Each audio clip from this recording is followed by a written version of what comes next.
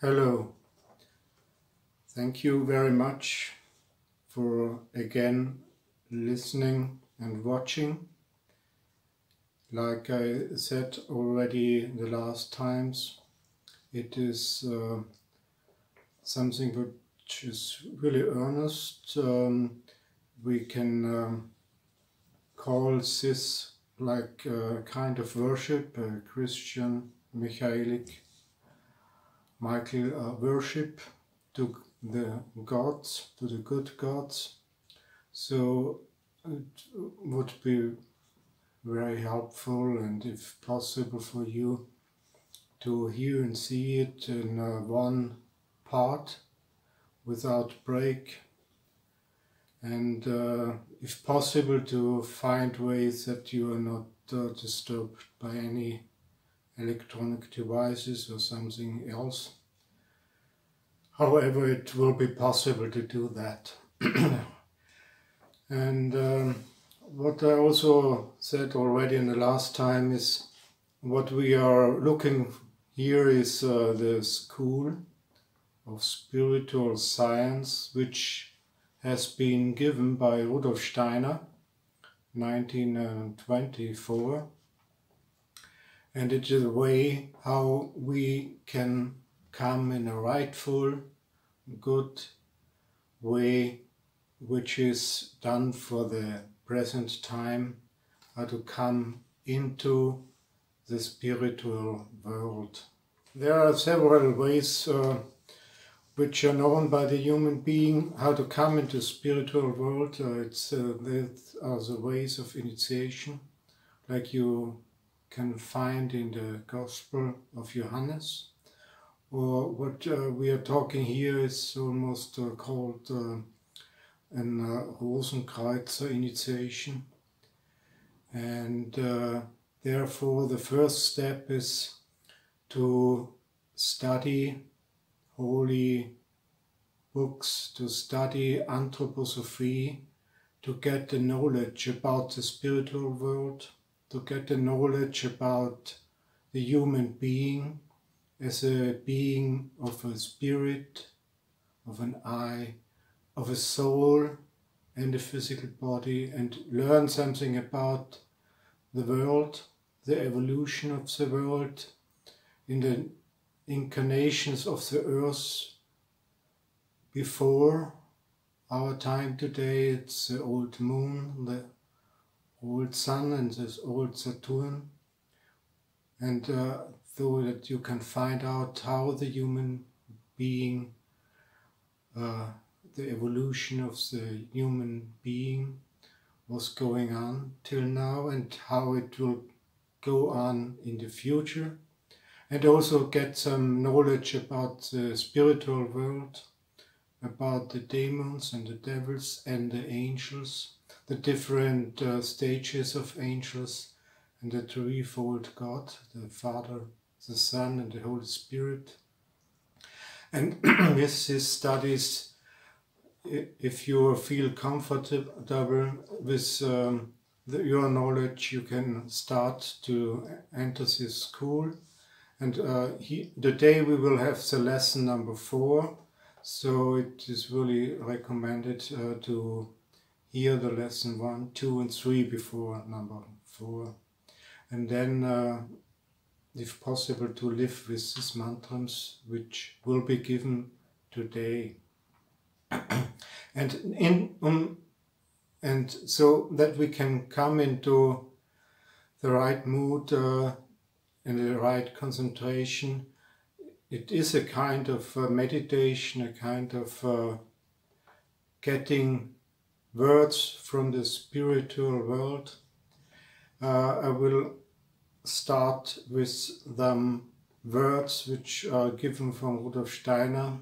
It's called the Michael imagination, about the Archangel Michael. Arisen from powers of the sun, shining, world blessing, spiritual powers, for Michael's garment of rays, you are predestined by thought divine. He, the Christ Herald, revealed in you, bearing mankind, holy world will. You, the bright ether world beings, bear the Christ word to mankind. Then Michael appears, the Christ Herald, in awaiting thirsting souls. To them shall shine your enlightening word.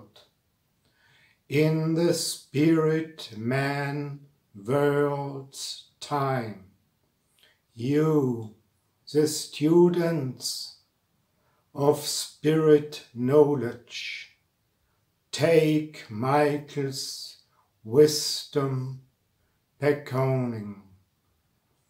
Take the world's will, love world, in the soul's high targets, effective in.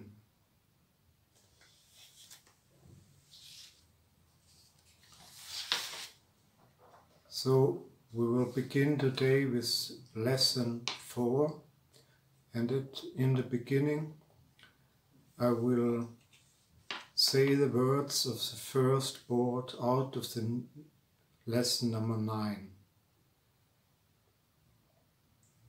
O man, know yourself, so resounds the world word. You hear it, soul, powerful. You feel it, spirit wasteness. Who speaks so world wasty? Who speaks so felt heartily? Does it act through space, distant radiation, in your senses, being experiences? Does it sound through time's wave weaves into your life's evolving stream? Is it you, yourself, who in space feeling, in experiencing time, creating the world, feeling foreign, sensing in spaces emptiness of soul, because you have the force of thinking losing in the time destroying stream.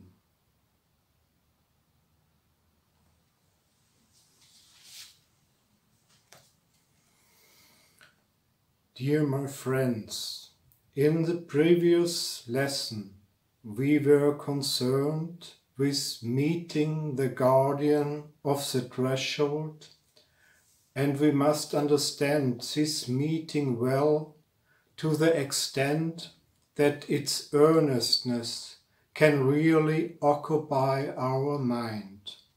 For here we enter an area which is essentially different from other areas of spiritual life. What is called spiritual life by today's civilization, that is the encounter with the guardian of the threshold is the first thing one experiences when a relationship with the spiritual world truly and earnestly takes place.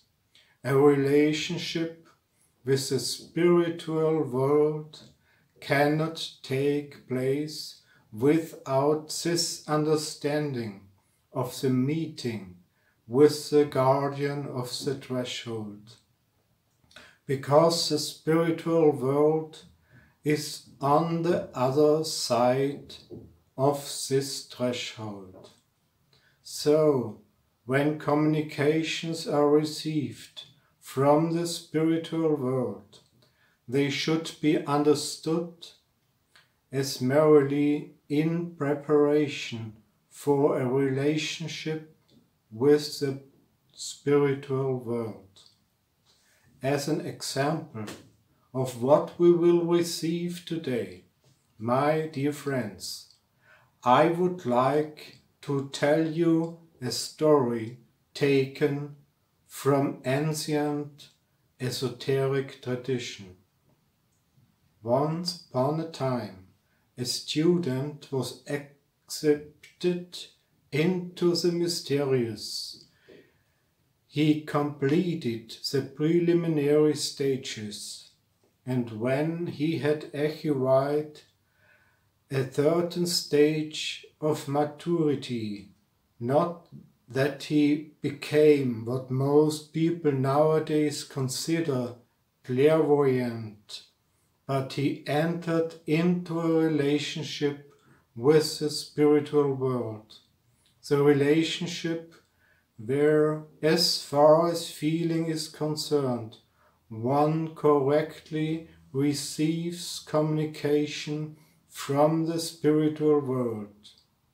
The teacher said to him, "Behold, when I talk to you, the words I speak are not human words. When I have to say is merely clothed in human words. What I have to say to you are the God's thoughts, and these God's thoughts are imparted to you by human words. But it must be clear to you that I am thus appealing to everything in your soul. You must meet the words which I direct to you on behalf of the gods with all your thinking, all your feeling, all your willing. You must receive these words with all your soul's enthusiasm, all its inner warmth, all its inner fire. You must receive them with total alertness, to the limit of your mind's capacity. But there is one soul force in you to which I am not appealing, your memory. And I will be satisfied if you do not hold in your memory what I am now saying to you. I will be satisfied if tomorrow you forget what I have said today, because what you usually call your memory and what others call our memory is only meant for earthly things and not for godly things.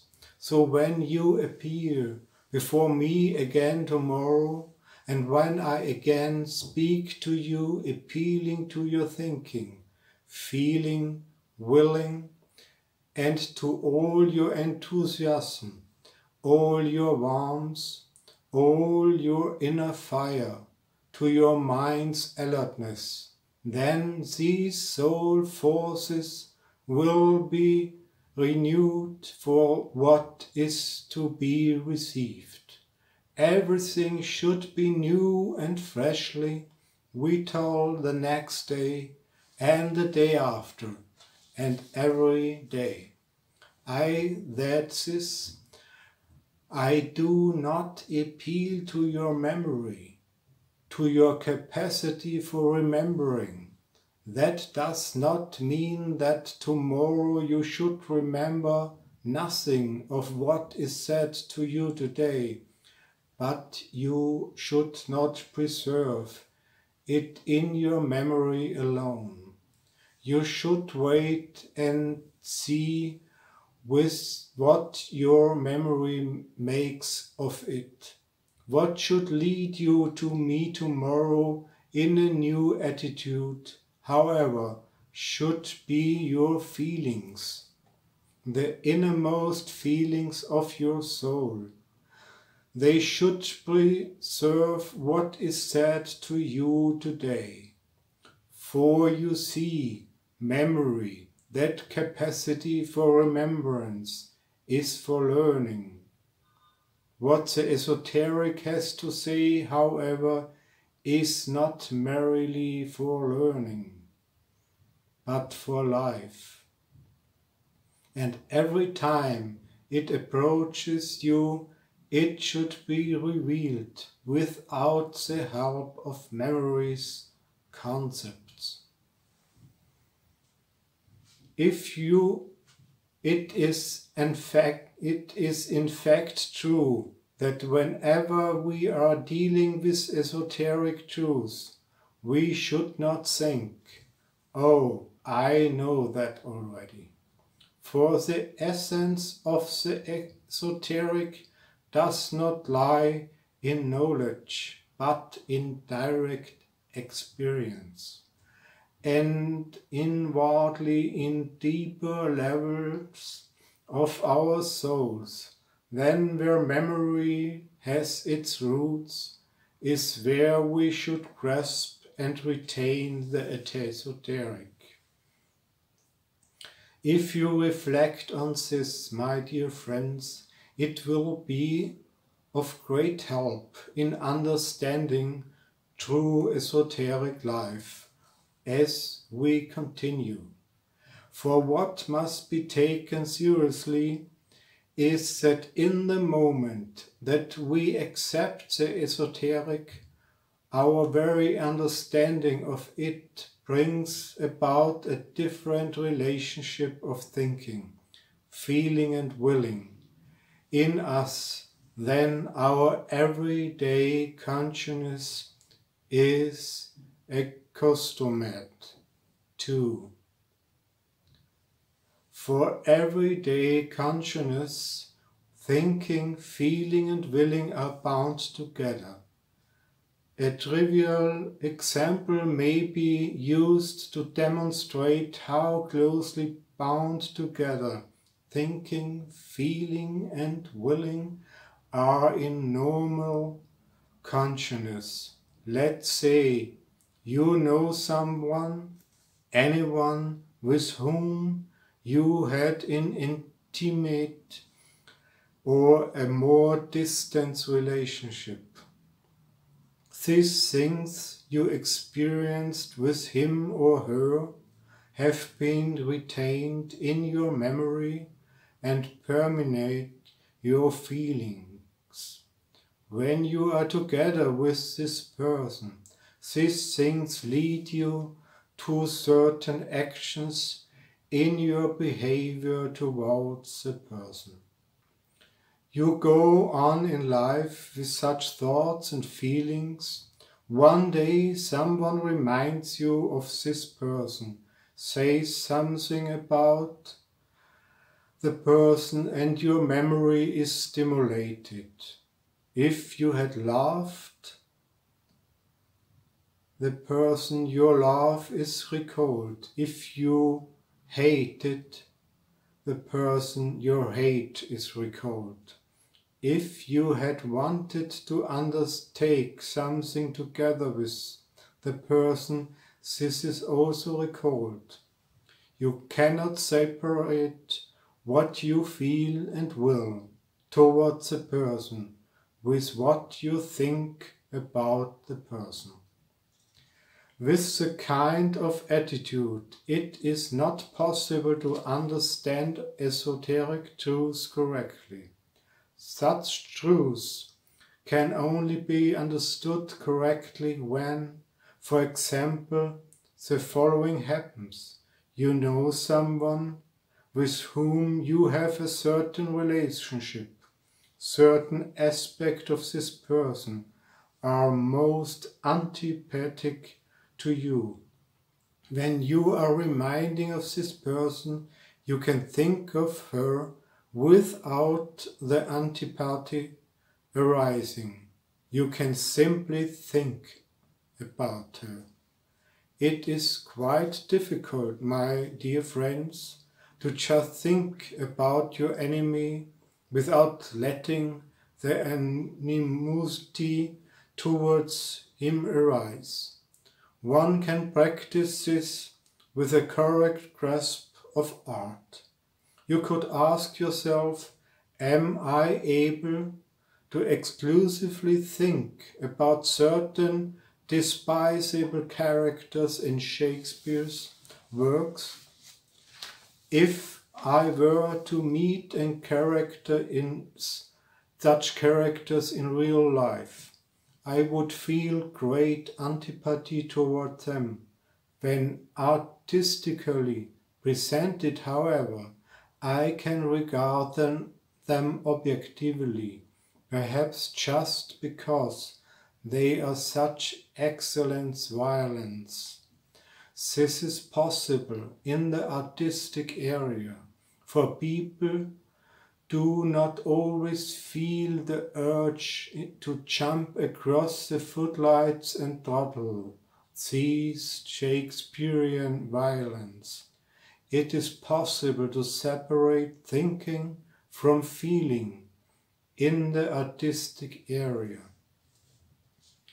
But in order to be a true esotericist, one must also be able to do so in real life. At the moment when something derived from the esoteric is said, it must be possible to separate thinking from feeling in this way in order for it to be absorbed by the soul, for they do not separate on their own. At first, when we think esoteric things, they are so strongly present within the thoughts, and they are so distant from personal feelings that we do not understand them if we do not use poor thinking to do so. So if we do not wish to listen to the esoteric like couch potatoes and let everything pass over us with indifference, we must develop feelings and will impulses apart from those engendered through thinking. Such feelings should be developed in order that the esoteric not remain a cold ice field which merely pours through our understanding when it should immerse us in the brightest enthusiasm. But this enthusiasm, this world of feeling, must come from somewhere else if it does not come from thinking.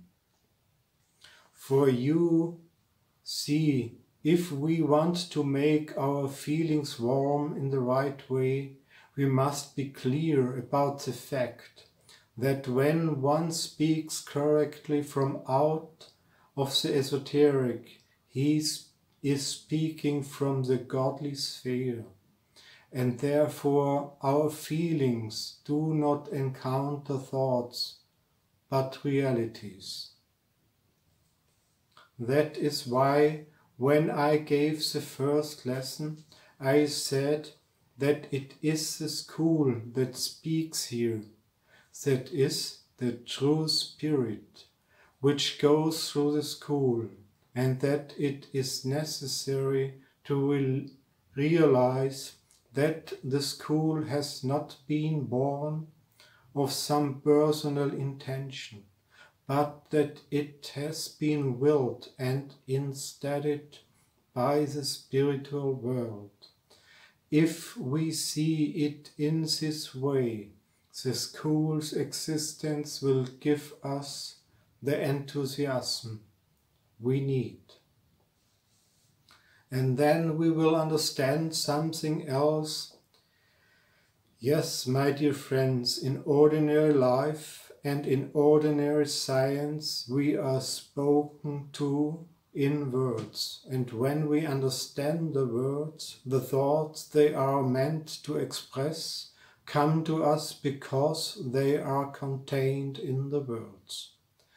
The esoterists must also use words for he must speak, but he uses words only as a means to show how the Spirit flows towards us in streams and seeks to pour itself into human hearts.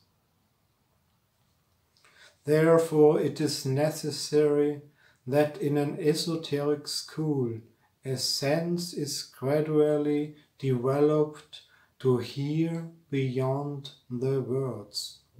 And when this sense has been developed, it will be possible to acquire, in respect to the esoteric, what has been called in esoteric streams of old time with an attitude of holiness, silence. The silence which preserves holiness.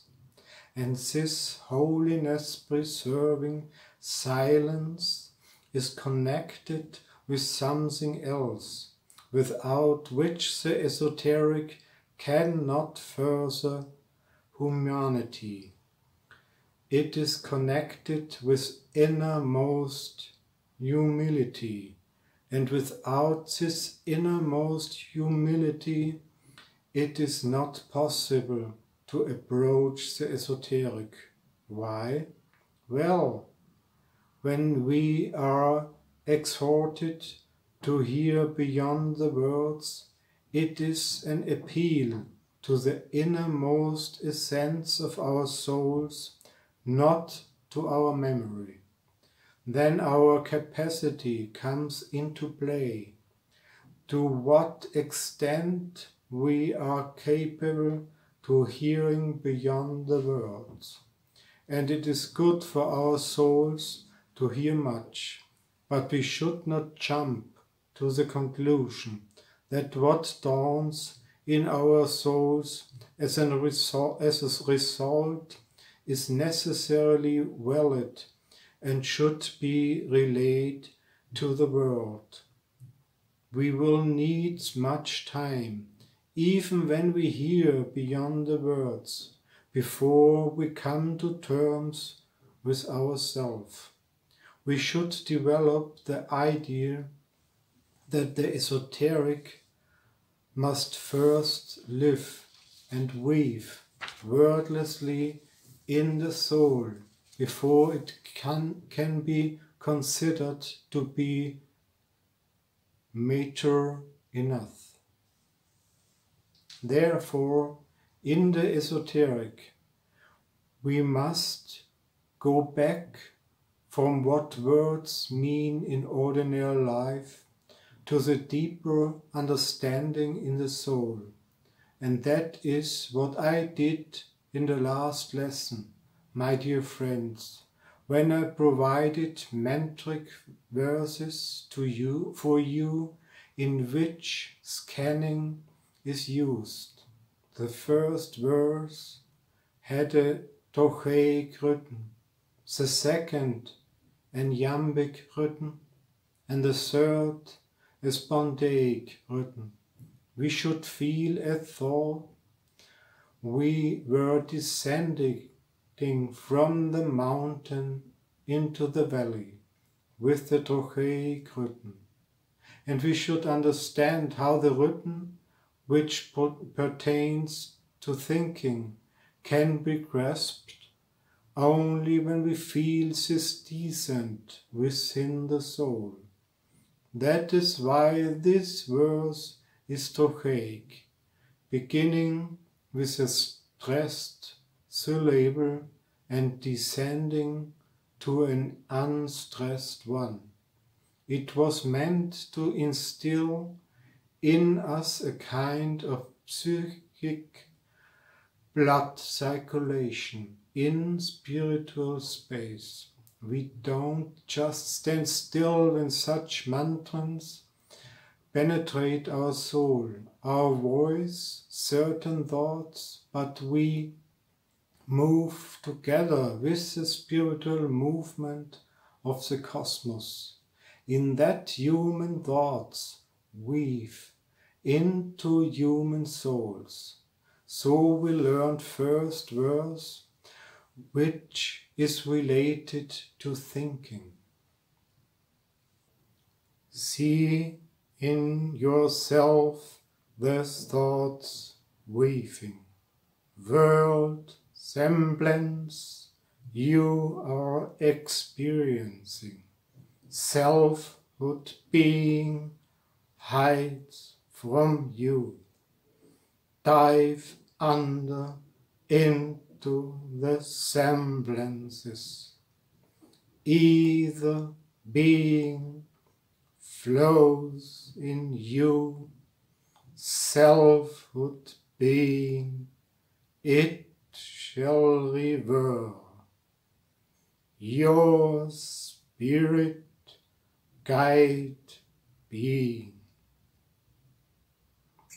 Yes, the gods have raised us to themselves by giving us thoughts, and we descend from the peaks upon which the gods have placed us down into the valleys, where we encompass and grasp earthly things with these thoughts. It is different with feeling. We act correctly if, standing below in the valley, we wish to ascend with our feelings on a spiritual ladder to the gods. Feeling puts us in the opposite wave movement, from below to above. Therefore the mantric verse has an iambic rhythm. It begins with an unstressed syllable and rises to a stressed one. We should feel it. To hear within the flows of feeling, when semblance and reality merge each other, your selfhood tilts to the semblance, so dive into semblancing being, and words, those forces are in thee. The selfhood it should well consider your own soul's life powers. And it's again different when we come to the will. To do so, we must be aware that our humanity is split within us. Then we must move close to the gods in feeling, and halfway there, through feeling strength, give birth to the will impulse. That is only possible if we meditate in the spontaneic, beginning with 2 stressed syllables.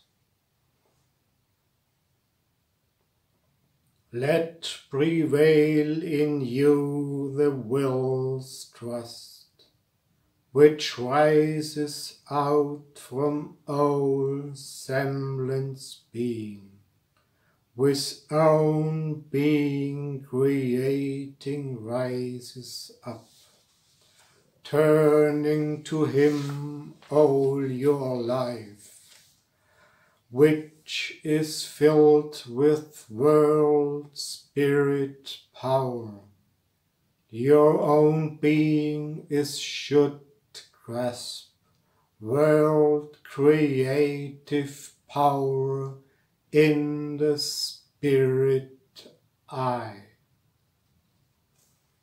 As I said last time, it is not a question of understanding the meaning of words, but that we also grasp what lies in the words' movements, and that our souls enter into that movement. In that way we no longer depend only on ourselves, but we grow into the universe. Words whose meanings alone are grasped leave us unto ourselves. When the esoteric is concerned, however, it is a matter of growing together with the world, that we more and more come out of ourselves. For only so, by coming out of ourselves, we are able to withstand the separation of thinking, feeling and willing. Within ourselves, our corporal I holds thinking, feeling and willing together for everyday consciousness. Outside, they must be held together by the gods. For this, however, we must enter the divine being, and we must grow together with the world. We must learn to develop a sense through which we can say to ourselves in all honesty and earnestness, here I have my hand. I contemplate it.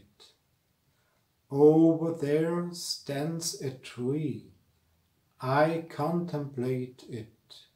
I contemplate my hand. It is I. I contemplate the tree. It is I. I contemplate the cloud. It is I. I contemplate the rainbow. It is I. I contemplate the thunder. It is I. I contemplate the lightning. It is I. I feel myself one with the world. Abstractly, meaning dishonestly, this is easy to acquire. Concretely, meaning honestly, one must overcome many inner aspects. If, however, one does not shy away from overcoming these things, the desired goal will be achieved. For the question the esoterist must ask himself is, I contemplate my hand, it belongs to me, but would my life, which began a few decades ago, have become if I didn't have the hand? It is necessary for all I have become. But the tree, it is as it stands before us today, its conception originally from the ancient moon, grown out of the whole Earth's organism. What was present in the ancient moon organism could not have existed had the conception of the tree not been developed. But at that time, the conception of my thinking also arose. If the tree didn't exist, I would not be thinking today. My hand is only necessary for my present earthly existence.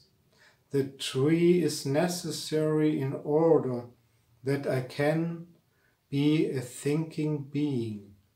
Why should the hand be worth more to me than the tree? Why should I reckon the hand more to my physicality than the tree? Little by little, I am able to realize that what I call the outer world is much more my inner world than what I considered to be the interior of my physicality in this incarnation. To feel this deeply and sincerely must be learned.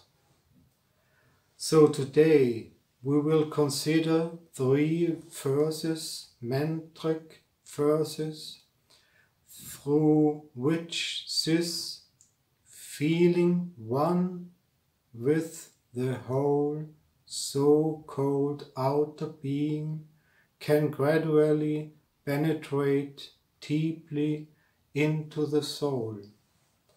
What is our attitude initially towards our being? We look down at the earth. We feel dependent on this earth. It gives us what we need to live. We look into space. The sun rises in the morning. It goes down in the evening. Its light streams across the earth. It comes from afar. It goes afar. We look up at night. The heavenly sky speaks mysteriously to us. In this threefold gaze, our relationship to the world is determined. I look downward, I look out afar, I look upward, but let us do this with intensive consciousness. Let us do it as indicated in the following mantric verses.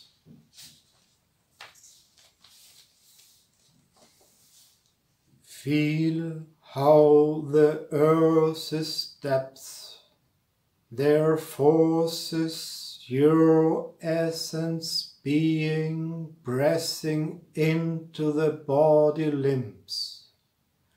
You lose yourself in them if your will powerless entrust to the striving. They will darken your eye.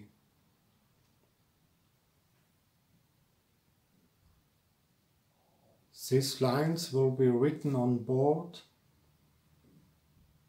Feel how the earth's depths, their forces, your essence being, pressing into the body limbs.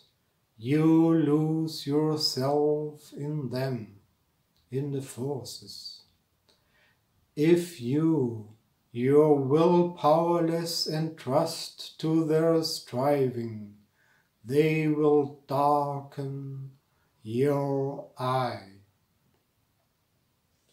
You see, my dear friends, we do not consciously relate what binds us to the earth with our own humanity. we look down at the earth, knowing that crystals are formed in it, knowing that it moves through spaces, that it exerts a force of gravity, that it attracts the stone that falls to earth, knowing that it attracts even us. We think about all this. What we don't think about are the urges, instincts, cravings and passions that live in us, what we ascribe to lower human nature and which also belong to the earth. When we look down and ask what the earth causes in us, we should remember something exists in us, created by the earth, which would drag us down below the human level, which would darken our eye, which would push us into the subhuman region. We must be aware that we are so bound to the earth that despite all its beauty and majesty that spreads over its surface for us humans, the downward force is at the same time a subhumanizing force. By honestly recognizing this, we develop into true human beings. Then we all be able to not only look downwards in our development, but also to look afar in the distance, in our own height, and to see what surrounds the earth on all sides and describes our humanity within a circle.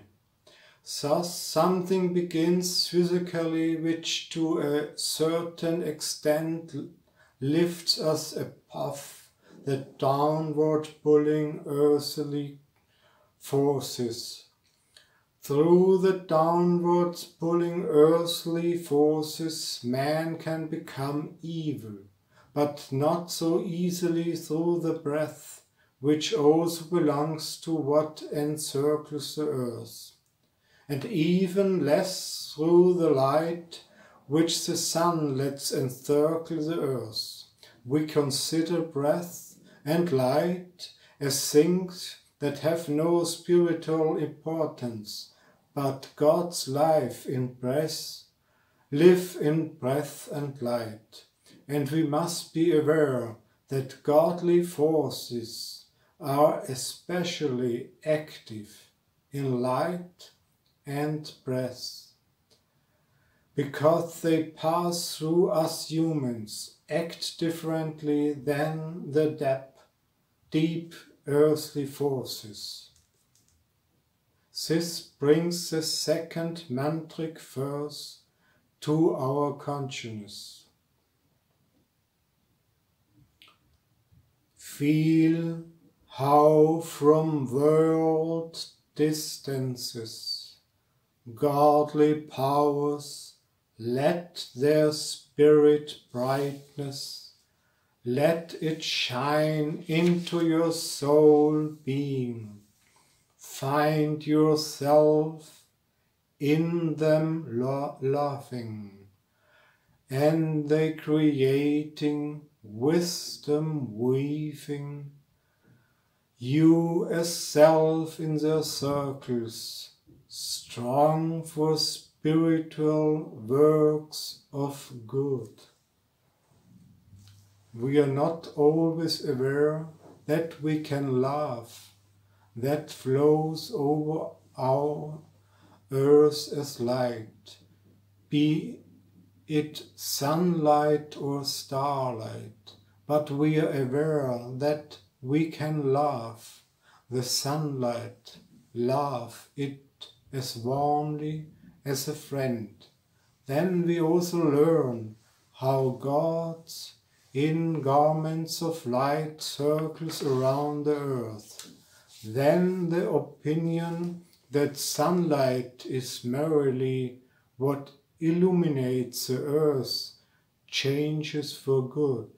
Sunlight becomes the garment of gods, and the gods wander over the earth in shining garments, and what we experience from the light becomes wisdom. The gods bring their wisdom to our hearts, into our souls. And now, because of this differentiation in feelings, we have ascended higher. First, we developed the appropriate feelings in respect to the deep earthly forces. We sensed correctly the part of our humanity that belongs to the deep earthly forces. Then we raised ourselves to that higher part of our humanity which belongs to the godly beings in shining garments, moving over the earth, who do not wish to leave man in the earthly sphere, but even while he walks on the earth, rise him to their spheres, so that when he passes through the gates of death, he can continue to walk in them. For the gods do not want to leave us alone on earth, but want to bring us into their spheres. They want to make us into beings who live among them. The deep earth forces want to separate us from the godly forces. Therefore, a previous mantra communicated to you. The first beast's bony spirit, the will's evil creative power, which would estrange your own body from the soul's inherent strength and devote it to the counter forces, which would steal in future time cosmic being from the gods. We must, however, also feel this when we are in the world and feel ourselves to be one with the world. But we have not yet reached our full humanity in consciousness if we cannot look upward. We must gaze into the depths. We must gaze into the distance. We must gaze into the heights. From everyday consciousness, which mixes the depth, the distance, and the height, we must differentiate depth consciousness, distant consciousness, height consciousness. The third verse is written on the board. Feel how in heaven's heights selfhood selflessly can exist. We can feel that we are gazing up into the heights with full consciousness. Think, my dear friends, about standing outside in a field, looking up at a star-bedecked sky. It becomes clearer when we have the opportunity to choose. It can also happen in daylight, but it is clearer at night. We feel at one with the world. We feel that is you. but the point on earth we stand on, which we consider to be so important that it only encompasses our individual self, dissolves when we gaze up into the space. It expands to the hemisphere.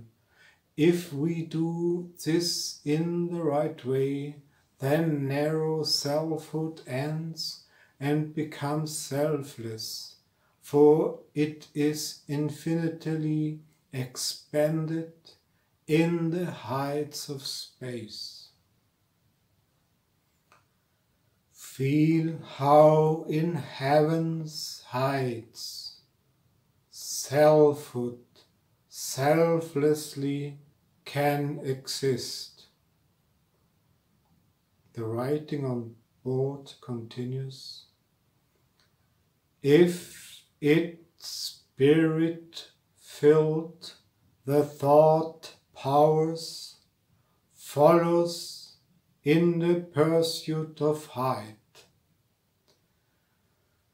who really feels how the gods in shining garments move around the earth with the steaming sunlight, and with every breatheth in and breatheth out of the human soul, and who gazes skywards feeling selfless in his selfhood, is soon able to also develop the distance of space within.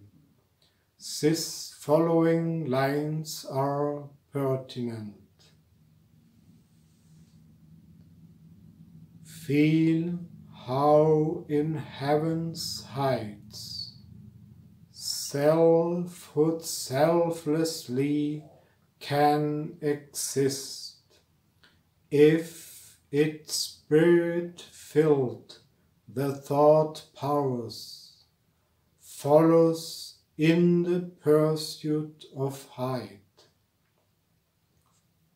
The writing on board continues, and with courage gets the words which gracefully intoning from above into man's true essence being. The heights are speaking, and just as we can grow in love together with the gods who move around the earth in shining garments, we can also grow together with the words resounding from the heights, if we develop the capacity to strive together with the forces of thinking in the heavenly heights. But, my dear friends, you will only be able to correctly acquire these inner feelings which convert your consciousness to a depth, spiritual and high consciousness, if you make the corresponding verses about the first, second and third beast so deep and visible for your souls as contrasted with these verses.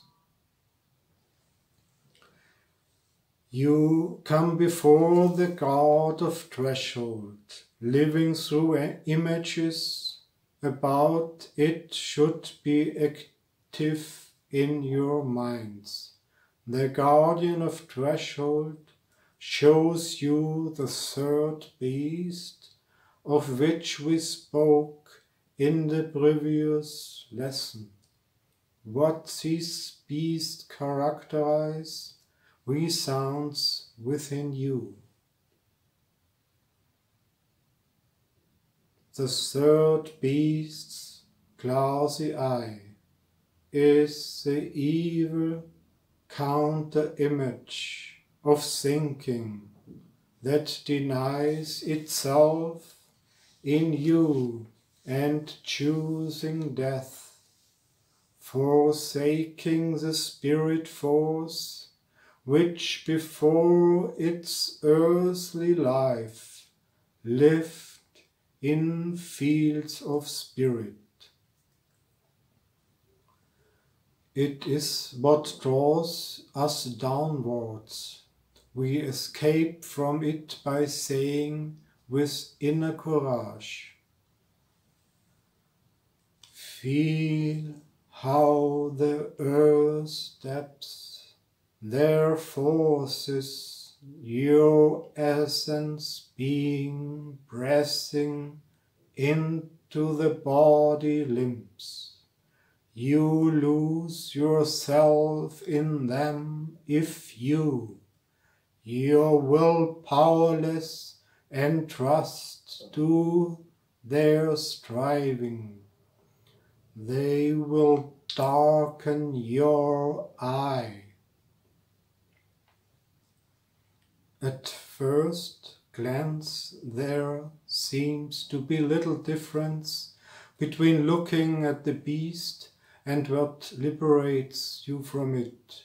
Both mantras sound similar in that they both characterize the drawing under, except that one specially describes the beast, while the other indicates watchfulness. But let us go on to the second beast and take what rescues us from it. Place both mantric verses alongside each other. The mood is completely different. In one, the gruesome description of the second beast, in the other, an appeal to the gods who approach us in shining garments. And we hear these two mantric verses alongside each other, how different their styles are. The second beast's mockery face is the evil counterforce of feeling, which hollows out in its own soul and creates an empty life instead of fullness of spirit, with light from the force of the sun before earthly existence. Feel how from world distances godly powers let their spirit brightness, let it shine into our soul being. Find yourself in them loving, and they creating, wisdom weaving. You as self in their circles, strong for spiritual works of good. Because we begin by describing the third beast, we must place ourselves as in this mantric verse, next to the third beast. At first we cannot free ourselves, we are only prompted to be aware of where the beast wants to lead us. When we turn to the second beast, and the helping mantric verse, the verse is already able to lead us far away from the beast whose ghastliness is characterized by the mocking fakery face. And when we approach the first beast, which wants to hinder us from hallowing our humanity by gazing up to the heavenly heights, and how we can escape in our innermost beings from the beast if we turn to the mantric verse which leads us upwards to the heavenly heights. The first beast's bony spirit, the will's evil creative power, which would estrange your own body from the soul's inherent strength, and devote it to the counter forces, which would steal in future time cosmic being from the gods. And yet, a thought we wished to burn up all that this verse says and lift ourselves up in flame. The other verse exists, comforter and grace-giving, as opposed to what the first beast is, by means of our own courageous soul force. Feel how in heaven's heights selfhood selflessly can exist, if it spirit-filled the thought powers follows in the pursuit of heights, and with courage gets the words, with gracefully intoning from above, into man's true essence being. You see, the last time we saw that we practice an inner rhythm when we integrate our own being into the shining light being of the world.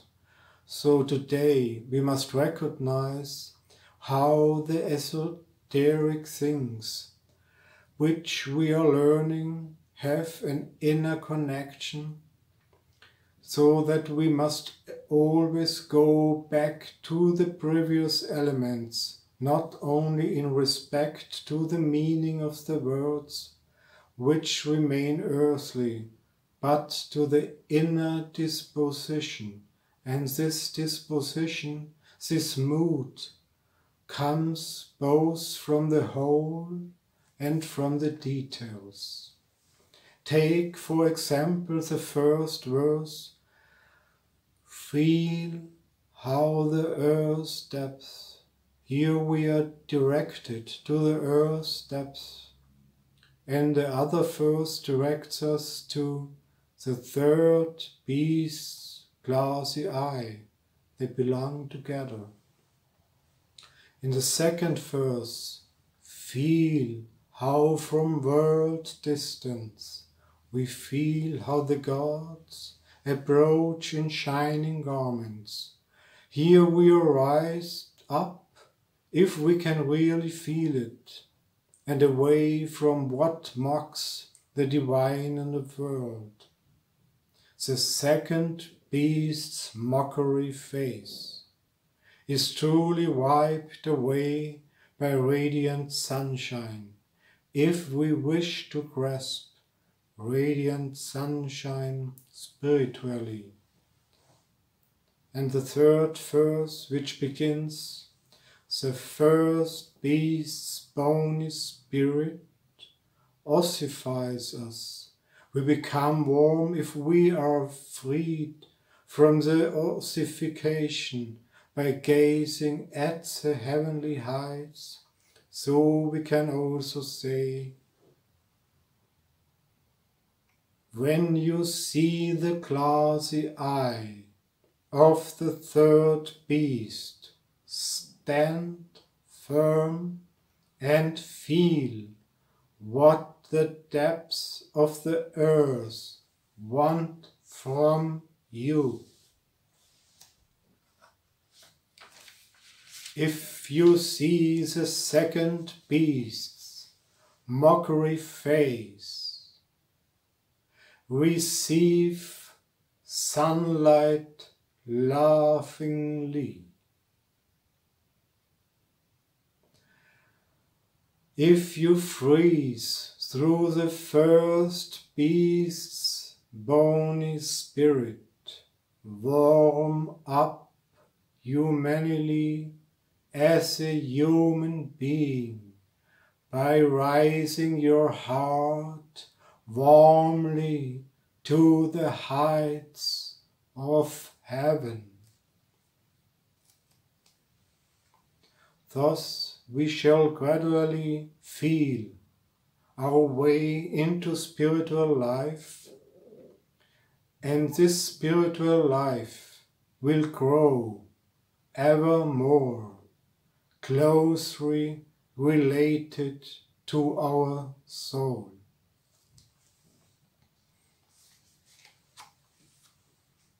So at the end I will say some words about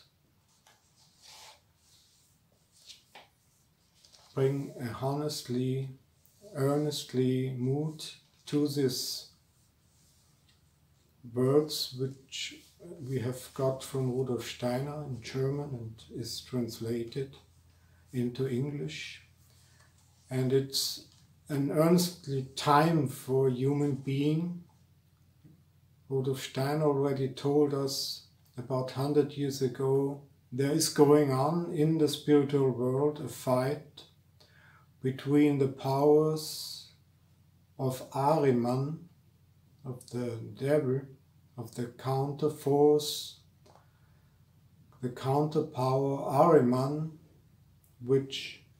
who will have an incarnation on earth in this time, in the spiritual world, a fight between their forces and the forces of the Archangel Michael. And the fight is going on in the kind of thinking of the human being. We as the human being have to do our decisions. If our thinking, if we want to work on our thinking to make it a heartfully loving, spiritually connected thinking, or with the spiritual world, with the gods and the hierarchy of angels, or if we want to have an cold thinking which is only for our good, for our earthly material good, a thinking which splits, which is cold and hateful. And what was said about this fight about 100 years ago, we can nowadays see it also in the outside world today. There is a fight that groups of human beings try to disconnect the possibility for us to get in contact with the spiritual world using problems in our life, creating strong electromagnetic frequenced systems which are manipulating our thinking and bringing chemicals into our bodies that would make it for us very, very difficult to find a way in a spiritual thinking. So it is really a difficult time, and it's a time for everyone to make his choice, to find his way in the right way into the spiritual world, if we want. So at the end, I will, like the last time, say the words of the first word.